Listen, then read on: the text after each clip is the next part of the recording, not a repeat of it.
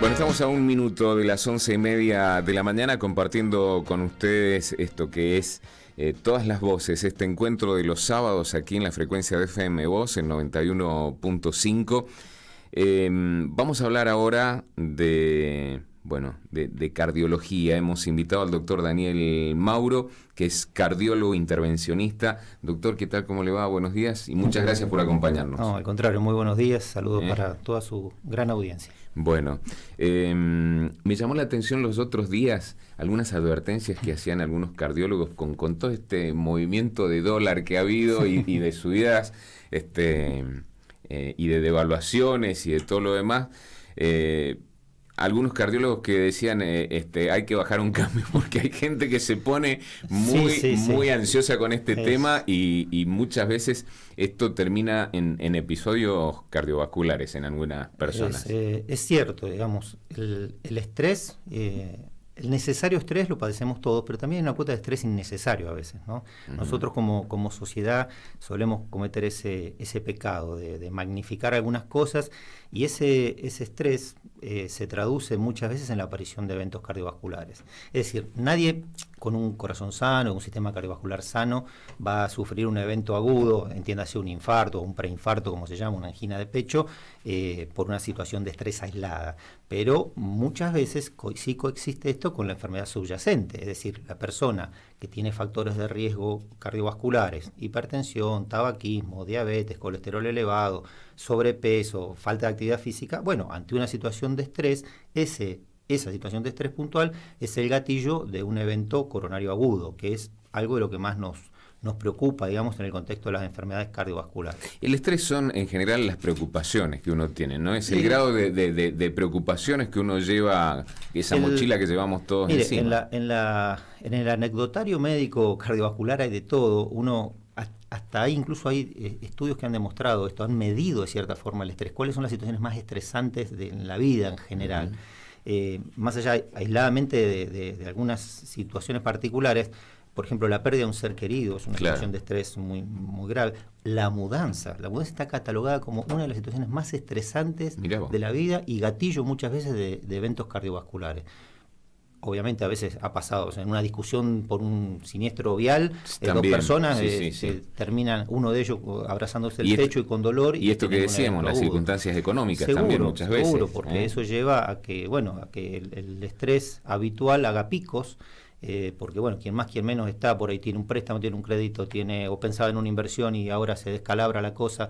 Bueno, el jerarquizar demasiado eso a veces hace que como que uno anteponga la situación económica a la salud, ¿cierto? Uh-huh. Y eso puede ser gatillo de algunos eventos. ¿Qué es lo que hay que tener en cuenta, digamos, para achicar la brecha esta de lo que puede llegar a terminar en un episodio cardiovascular? Creo que, como mencionamos recién, es fundamental el tema del control de los factores de riesgo. Es decir, un poco la clave de enfermedad cardiovascular, sí o no, tiene su base en la existencia o no existencia de factores de riesgo. Los mencionábamos recién, el tabaquismo es uno de los principales.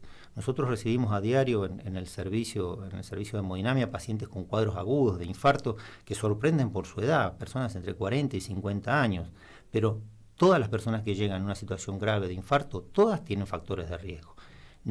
No existe prácticamente, o es extremadamente excepcional, una persona que no tenga alguno de todos estos factores o asociados o factores heredofamiliares que también hacen a veces a la causa y que tenga un evento coronario agudo como un infarto o un accidente cerebrovascular. Uh-huh. Entonces, esto nos lleva a que el foco tendría que estar puesto en la prevención cardiovascular. Claro. Y la prevención pasa por reducir el consumo de sal para no tener hipertensión arterial. Aquellas personas que saben que sus padres, sus abuelos eran hipertensos, poner el foco en eso y hacerse controles periódicos de la presión arterial, hacer una consulta precoz al clínico generalista, médico de cabecera o directamente al cardiólogo para ir enfocando esto. Un análisis de sangre que incluya todos los parámetros de colesterol una vez al año, es una extracción simple de sangre y también da un parámetro. El hacer actividad física, por supuesto, no fumar. Uh-huh. El cigarrillo, cuando se asocia a hipertensión o cuando se asocia a diabetes, uno no elige ser diabético, pero bueno, a veces claro, forma parte de lo que llamamos el síndrome metabólico, personas que por sobrepeso, por colesterol alto, terminan también con desencadenando diabetes.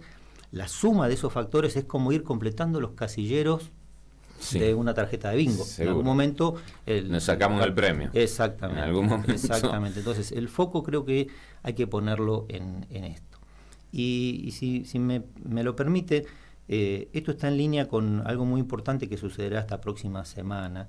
En la provincia de Mendoza se va a llevar adelante el Congreso Nacional de Cardiología. Uh-huh. Este congreso, que se va a hacer en el Hotel Interamericano en la ciudad de Mendoza, es, digamos, el evento que nuclea a los cardiólogos de todo el país, fundamentalmente gente del interior y también de la ciudad de Buenos Aires que viajan, y es un evento muy importante porque tiene muchos invitados extranjeros, también vienen gente del resto de Latinoamérica, y cada vez los congresos van creciendo en importancia y en cantidad de asistentes.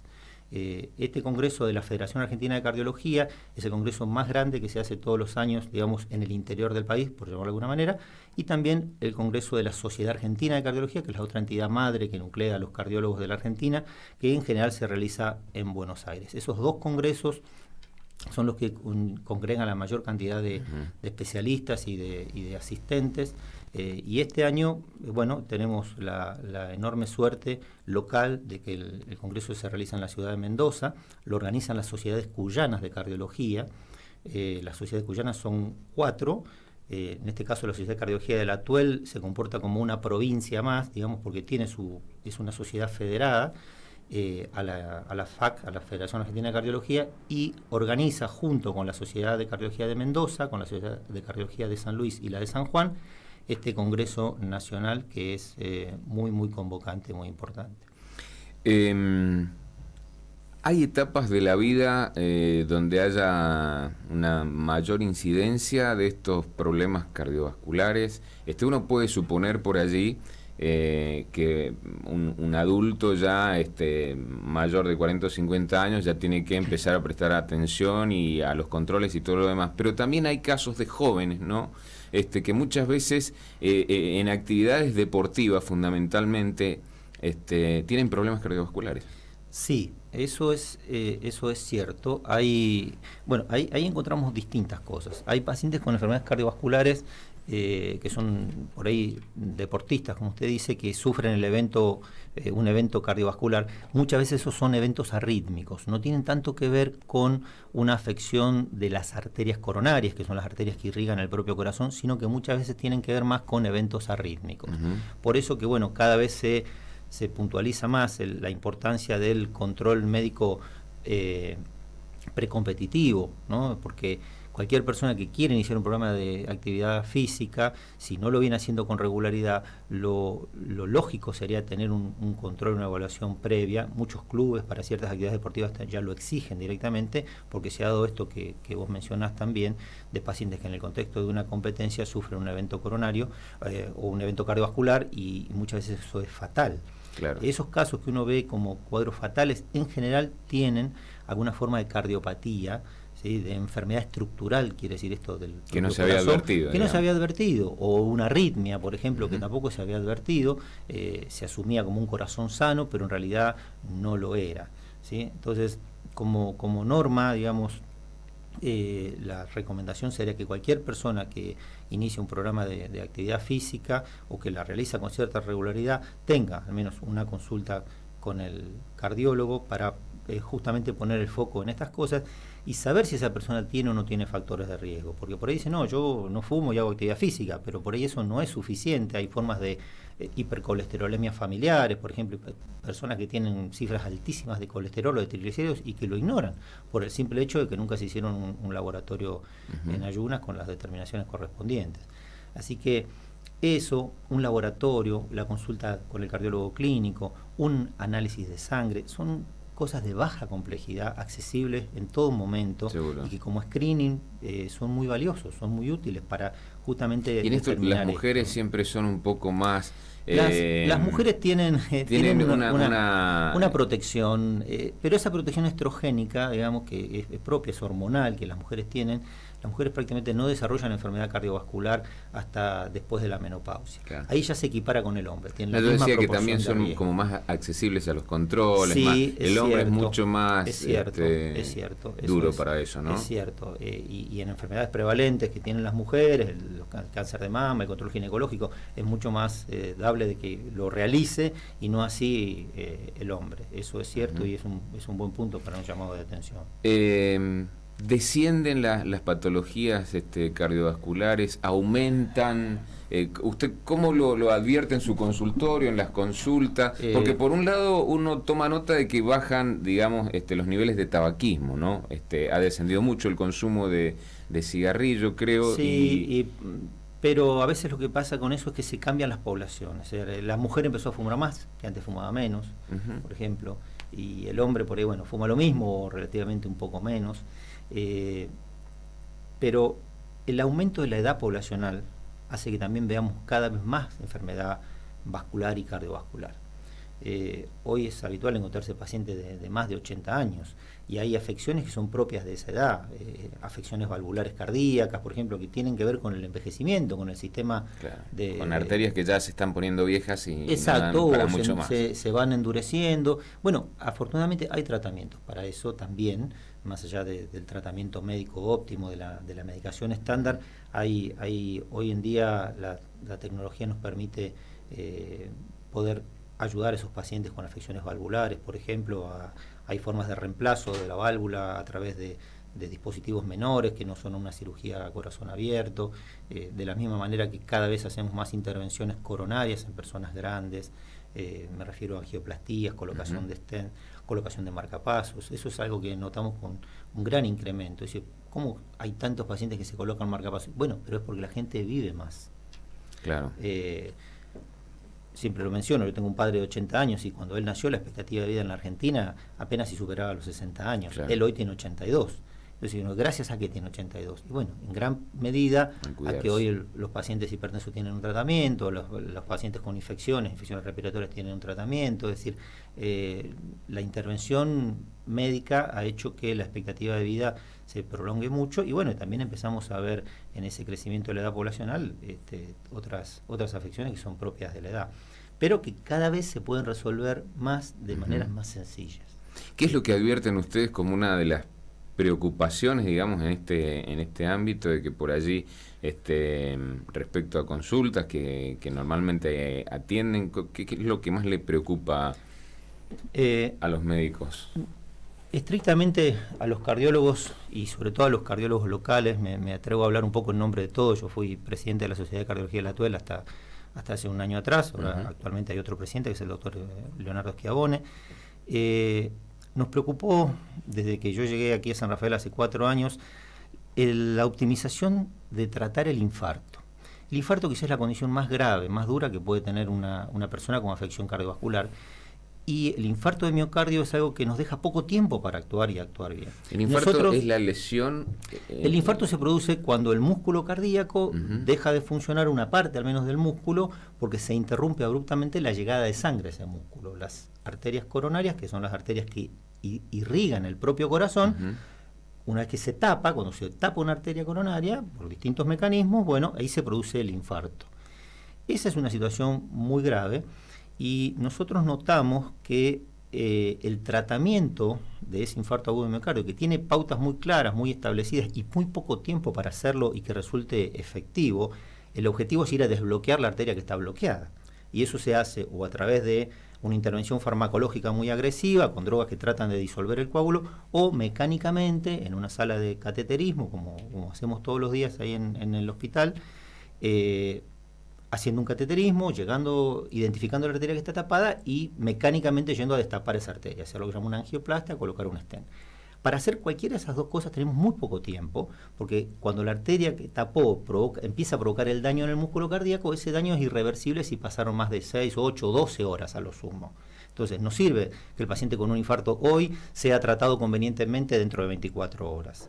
Hay que tratarlo en las primeras horas. Y una de las cosas que nos preocupó, y por eso se está desarrollando actualmente un programa que es la red de infarto, ¿sí? La red de infarto de San Rafael es una iniciativa de la Sociedad de Cardiología de la TUEL que se está llevando adelante ahora, sobre todo en el ámbito hospitalario público, con el servicio de cardiología del Hospital Chestakov, y estamos haciendo toda una serie de charlas que son, por un lado, informativas para colegas, para personal administrativo, para todo personal de salud, como manera de optimizar el tiempo de atención del infarto, porque muchas veces no se identifica, no solo porque el paciente cree que la dolencia que está teniendo es porque comió algo que le cayó mal, es pasajera, sino porque a veces el paciente llega a una guardia y bueno, como el síntoma por ahí no es del todo claro, en esa guardia queda en una lista de espera, detrás de otros pacientes que tienen otras afecciones que sí podrían esperar, y esa pérdida de tiempo hace que el daño que ese infarto está provocando luego sea irreversible. Entonces, con esta iniciativa... ¿Cómo se reconoce el infarto? El infarto básicamente se reconoce por un síntoma de dolor sobre el pecho o irradiado hacia el hombro, hacia los hombros o hacia la base del cuello o la mandíbula.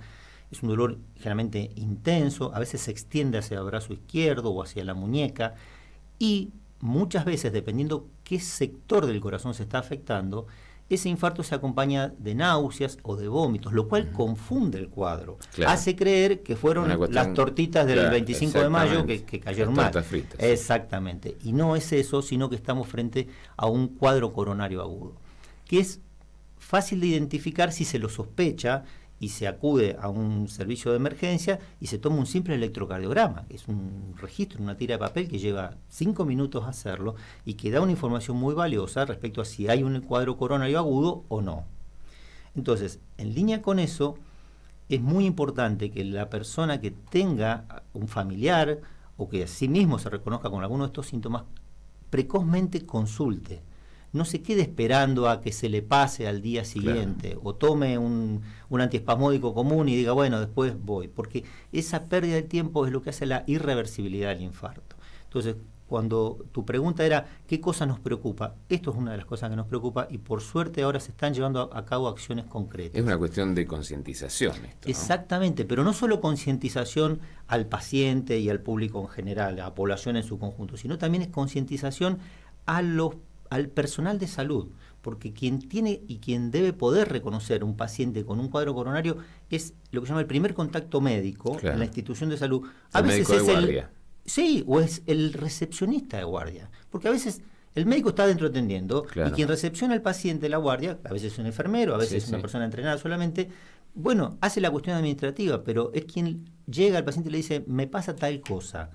Si esa un dolorcito en el pecho. Si esa persona, exactamente, si esa persona no prioriza la atención de ese paciente y queda en una guardia esperando 2, 3 horas, se pierde un tiempo valiosísimo. Valiosísimo. ¿Y esto cómo se ordena? Y se ordena de varias maneras. Por un lado, bueno, haciendo estas capacitaciones nosotros ya hemos logrado empezar a crear conciencia.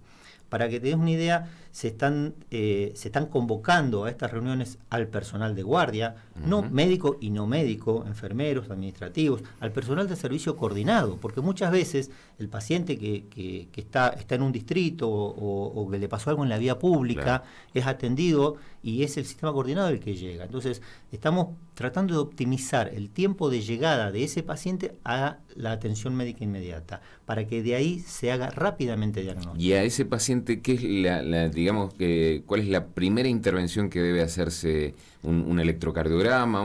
Lo primero es hacer el diagnóstico. El diagnóstico tiene una gran cuota de sospecha clínica, es decir, el médico que lo ve es quien dice, este paciente tiene un cuadro coronario agudo. Entonces, básicamente hace 2 cosas. Primero, un electrocardiograma.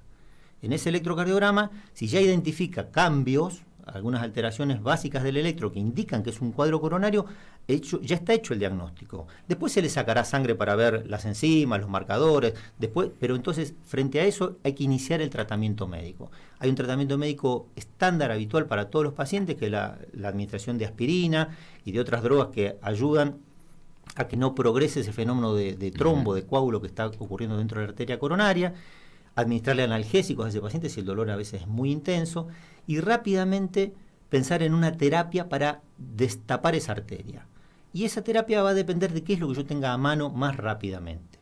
En términos ideales, lo ideal es llevar a ese paciente a una sala de cateterismo, hacer una coronariografía, que es un estudio que se hace con una anestesia local, lo hacemos habitualmente desde una punción en la ingle o en el brazo, incluso en la muñeca del paciente, es algo mínimamente invasivo, pero si no disponemos de eso, o hasta que eso esté disponible, que a veces digamos, el único servicio de hemodinamia hoy operativo es el que está en el 4º piso del Hospital Español, donde yo me desempeño, si por alguna razón no está disponible el servicio, lo que hay que hacer es administrarle precozmente a ese paciente drogas, se llaman trombolíticos, son drogas muy potentes que van a intentar desobstruir la arteria, disolviendo el coágulo que le está tapando en ese momento. Después habrá tiempo, una vez que uno logró ese primer paso, que la arteria vuelva a tener flujo y el infarto detenga su progresión, después habrá tiempo de completarle el estudio, hacerle la coronariografía, ver si es una sola arteria o tiene otras arterias afectadas y cuál es el mejor tratamiento. Pero el objetivo primario es la reperfusión, es decir, ir a desbloquear, a destapar la arteria que está tapada 100% y que está ocasionando el infarto. Si a ese músculo cardíaco que se está muriendo, uno le vuelve a administrar sangre por uno de estos mecanismos, las drogas o la hemodinamia, bueno, el infarto detiene su evolución y lo vemos con muchísima frecuencia. Eso hace que el paciente tenga una evolución mucho más favorable, libre de todas las complicaciones que habitualmente tiene el infarto, con una gran sustancial mejora en la probabilidad de que ese paciente fallezca o que quede después con un corazón muy dañado. Claro. Porque lo que estamos viendo es que población joven que sufrió un infarto luego queda con un daño ventricular tan importante que esa persona se convierte también en una carga para el sistema de salud, porque tiene sucesivas internaciones, tiene insuficiencia cardíaca, tiene arritmias, necesita marcapasos especiales, es decir, todo lo que no hacemos en el momento agudo, incluso a veces hasta por un tema de costo, ¿sí? Claro. Lo terminamos pagando después. Sí. Y lo pagamos como sociedad en su conjunto. Esa persona pierde el trabajo, queda discapacitada o incapacitada laboralmente. Bueno, entonces hay todas unas sucesiones de eventos que ocurren a partir de ahí. Algo parecido pasa con las enfermedades cerebrovasculares, claro, ¿sí? Que dan para todo un capítulo. Pero fíjese que a veces a un paciente que de golpe se le cae el brazo o no puede hablar o la cara se tuerce hacia un lado, rápidamente se identifica como un accidente cerebrovascular. Y ese paciente ingresa a una consulta en una guardia porque la familia automáticamente lo trae. El accidente cerebrovascular es como más, como más fácil de detectar. A veces sí, también dependerá de la magnitud. Se traba ¿cierto? la a veces el paciente no puede hablar bien, claro. o dice, manifiesta que no puede ver de golpe en un ojo. Bueno, tiene, dependiendo del área del cerebro afectada, tiene sus manifestaciones. Pero a veces es mucho más rápida la identificación de un paciente con un accidente cerebrovascular, que también es una causa muy frecuente de consulta y de internación, y se hace más rápido esa llegada al contacto médico que de un paciente que tiene un dolor, que no sabe si es en el pecho o es en la boca del estómago y que sí, me transpiré, pero no es categórico el cuadro, ¿sí? Entonces, en resumen, todo se trata de, como decíamos, identificar el síntoma, crear conciencia, hacer la consulta precoz. Vemos muchas veces demoras innecesarias de parte del paciente que creyó que se le iba a pasar, y también de parte del sistema de salud. Porque a veces hay pacientes que se les termina haciendo diagnóstico de un infarto después que fueron 3 veces a una guardia. Cuando uno escucha eso, dice, pero qué horror, ¿cómo puede ser? Bueno, sin embargo, sucede. Porque no hubo la insistencia suficiente, o porque no hubo la sospecha, o porque el médico que ese día estaba de guardia era un especialista en otra cosa y no priorizó el síntoma, o pensó que con un analgésico común se le iba a pasar, cosa que a veces ocurre, se le da un analgésico, pasa. Pero bueno, ante la duda, por eso que se están desarrollando lo que llaman unidades de dolor torácico. La unidad de dolor torácico es un sector de la guardia o del área de terapia intensiva donde el paciente queda en observación. Tuvo un dolor entre el pecho y la espalda o entre la boca, el estómago y el cuello. Se lo admite en ese lugar y rápidamente se le hacen pruebas para tratar de determinar si ese dolor es un infarto, es que la aorta se está rompiendo, como a veces vemos, o es nada.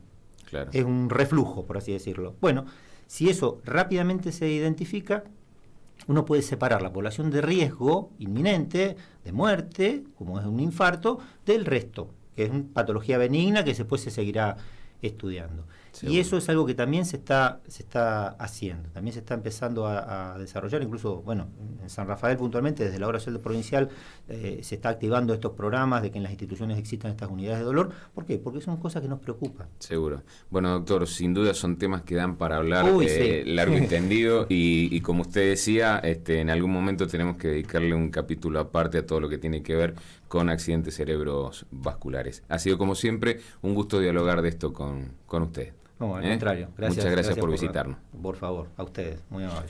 Nos vamos a una pausa, ya venimos.